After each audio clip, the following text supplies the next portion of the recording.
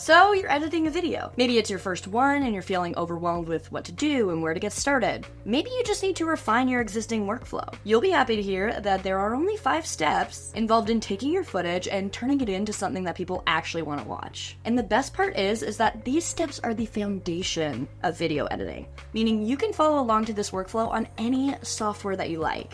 We're going to start off by walking through those 5 steps. I'll answer a ton of questions that I bet you have along the way, and definitely stick around till the end because I am going to show you the ultimate hack to making sure that you are improving your videos every single time. Once you're finished watching this video, you're going to feel so confident in editing your own content and also excited to do it. And if you do finish the video with unanswered questions, just remember that there is a comment section right below this video where you can ask anything on your mind, and I probably have an answer for you. You ready? Let's kick things off with step number 1, organization. I was gonna say that this is the most important step, but it's actually not. I think that's step number 4, but this one is pretty darn important. Organizing your content in the same way every time is going to save you time in the long run. For your first few videos, you'll probably make some changes to your organization structure to find out what works for you, but eventually, probably after a few headaches, to be honest, you'll have your folders templated, you'll know where everything goes, you may even have naming structures. The more organized you are, the quicker it is to just plug in your footage and get right to editing. I'm going to show you how I organize my content to give you a starting point, but this can obviously be adapted to fit your style. So immediately after I capture my content, I organize it. You want to do this immediately after. I have heard many horror stories of people losing SD cards or breaking SD cards, and you can't get that footage back. So make sure it's safe right after filming. So I head into my Dropbox account, which is installed on my desktop on my computer, and I go into my YouTube videos folder. Now you'll see in this folder, there is a folder called template. This is a folder that I can duplicate every time I'm creating a new video. I always name the videos starting with a number so I can see how many videos I've produced, and it also keeps them in order. So I've duplicated that template folder for the video we're going to edit during this video. It's right here. And within that duplicated folder, I have my assets. So within this folder, I have any screen shares, any GIFs that I want to use in the video. This could also be known as B-roll. And then I have my audio folder, which includes any audio that will be used in this specific video and any raw audio if I recorded it separately from the video. Then I have my exports folder. This is where any exported content will go. I have my footage folder. You could also call this A-roll. So this is just the raw footage that I've taken for the video. And then I have my project files folder, and in this I have my Premiere project file, which I can rename for every new video. And this project file is set up so I can just plug and play with my footage. It has sequences set up, it has my brand colors, brand fonts, everything I need to just get started. Now within my Dropbox account, I also have this YouTube assets folder.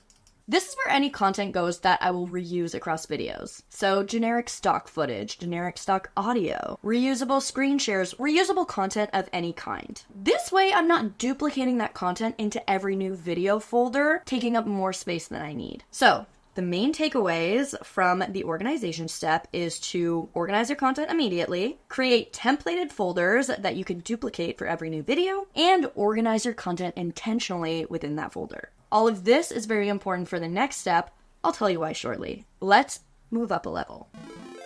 There's this teeny tiny step in here, you could call it step 1.5, that you're really only going to have to consider for your first video or maybe your first few videos if you want to experiment.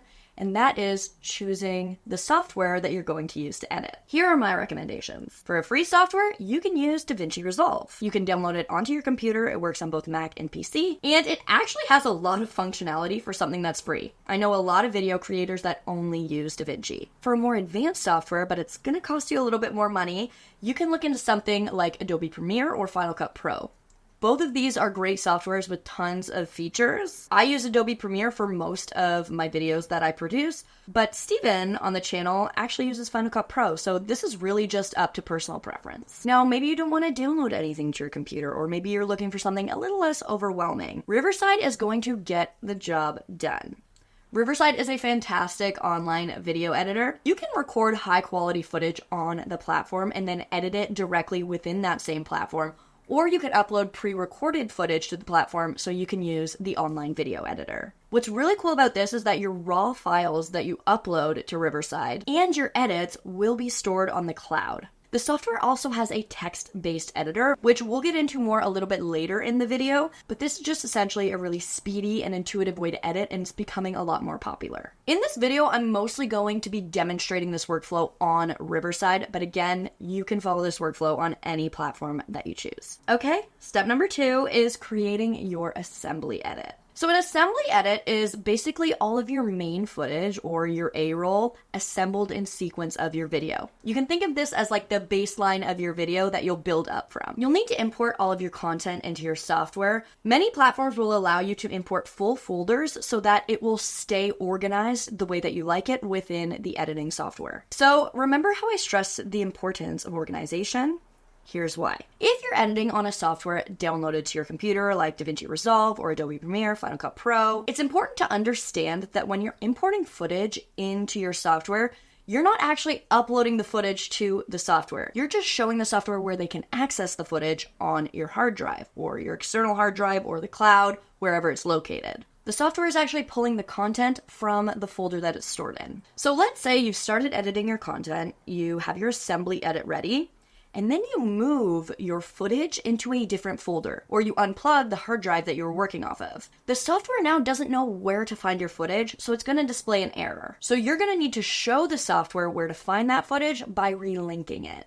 On Adobe Premiere, you may see something like this, where it can't find that footage, so you would just select locate, and then you would navigate to where that footage is, select it, press OK, and now the software knows where that new location is. Once your content is imported into your software, you can drag your content down onto the timeline to start editing. If you're using an online editor like Riverside, this takes a little bit of advanced planning because you're actually uploading your footage to the software in order to edit it. You can do that here using this upload button. But once it's uploaded, the software will then be pulling the footage from the uploaded footage, so you don't need to worry about relinking file locations. If you're using Riverside after you've uploaded your content, you'll see it will look something like this. So I've uploaded my video introduction, the screen share, which is the middle part of my video, the video outro, and I've uploaded a movie clip that I want to use in the middle of the video. So I would scroll down and head to this Edit from Scratch button and select Go to Editor. Now you'll see all of the videos were aligned along the timeline, and you can simply reorganize them by hovering over it, clicking, and dragging to wherever you'd like it to be. So I'll put my screen share in the middle of the intro and the outro, and this movie clip, I'm just going to leave it at the end because I'm going to do something with that during the edit. If you wanted to add in other footage to this timeline, you would upload it to Riverside the same way you uploaded the original footage, head to this plus button, select Recordings, and you can navigate over to External Uploads, and all of your external uploads will be here for you to add into the timeline. Once your footage is imported into your video editor and it's aligned in order, it's time to move on to step 3, which is removing anything that you don't want in the final video. No matter what kind of video you're making, let's be honest, the footage isn't the best. Maybe you started rambling in the middle of it. Maybe you had a lot of filler words and mistakes and silences. Maybe there's some shaky camera footage you want to take out. Whatever it is, this step is crucial to making your video look good. So to do this, you want to watch your video all the way through and cut out those parts. Most editing softwares have a tool that looks like something sharp, like a razor or a blade or scissors. You're going to select that icon. You're going to navigate through your footage. And when you find a part that you want removed, you're going to split that footage just by clicking on it. Then you're going to navigate to the end of the part that you want removed, split the footage again, and then you're going to highlight that footage, press delete on your keyboard, and that footage will be erased from the final video. So you want to do that throughout your whole video. You can see how this might get a little bit tedious. I'm going to give you some time-saving tips, but before we do that, if you're liking this video so far, I would love if you would give it a thumbs up to let me know. Okay, here are 4 ways you can speed up the chopping process. Most video editing softwares have keyboard shortcuts. On some, you can even create your own. Learning these is going to be a bit of a pain in the butt and feel a bit counterproductive at the beginning, but trust me, you will not regret it once you get the hang of it. Just Google keyboard shortcuts for, and then insert your editing software. Editing through waveforms can make things a lot easier. For example, once you see the waveform of somebody saying, you'll be able to visually identify when someone says later in the video. If there are silences that you want removed, you'll see those in the waveforms because there will be no waveforms. So you can just cut those parts out super easily.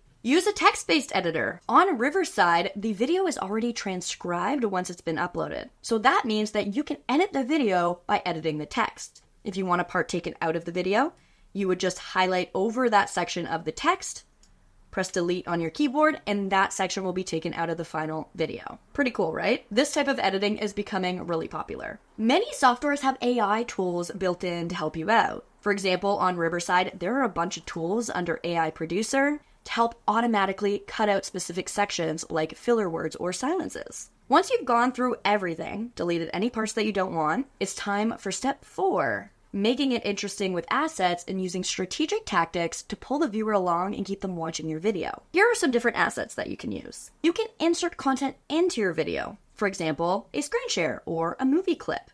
Pop culture references are gold for connecting with viewers, especially if they're universal. It's like giving a little extra wink to your viewer. What are you doing?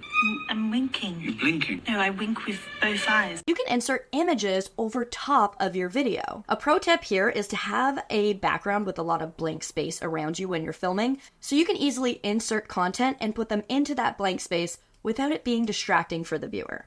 Text is also a great way to add additional information or emphasize a point. You can have text reiterate what you're saying in the video. You can have text that complements what you're saying and adds additional information. Or you could have something like funny or relatable. Stock footage is a great way to bring what you're saying to life. These are just short videos that you can download from the internet that are silent that you can just place over top of your footage. To find free stock videos, you can check out pexels.com. If you have a bit of a budget, I really like artgrid.io. Film your own B-roll. So before you film a video, insert your script into an AI chatbot like Google Gemini and say, create a list of B-roll footage that I can film to use in my video to keep it more engaging. Then, as you create more videos, you're going to build a library of your own stock footage. Title slides can help structure the video for the viewer and let them know what to expect. Here's a sneaky hack. If you add numbers in your video sections, it gives the viewer a feeling of progress and pulls them throughout the video. Did you see what I did?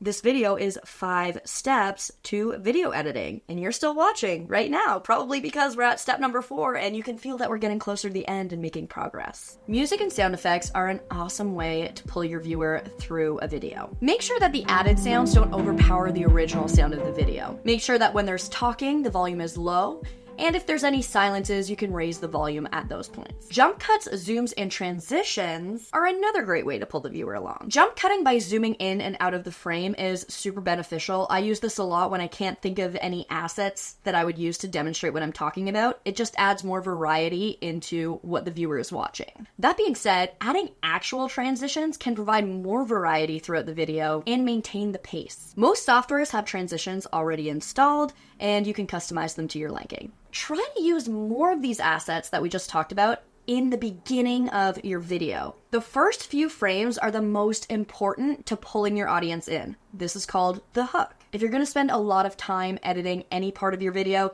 it should be the first 20 to 30 seconds. Now, before we move on to step 5, you want to watch your video a few times. Tweak things. It's also a good idea if you have the time to go for a walk or even sleep on it if you can, and then come back with fresh eyes later. You're going to catch things that you didn't originally catch. All right, step 5, you made it. How's your video looking so far? Well, the good news is it's time to export your video. You'll want to find the export function on your software. Now, the key here is to just export your video in the settings that you recorded in. So if you recorded it in 4K, export it in 4K.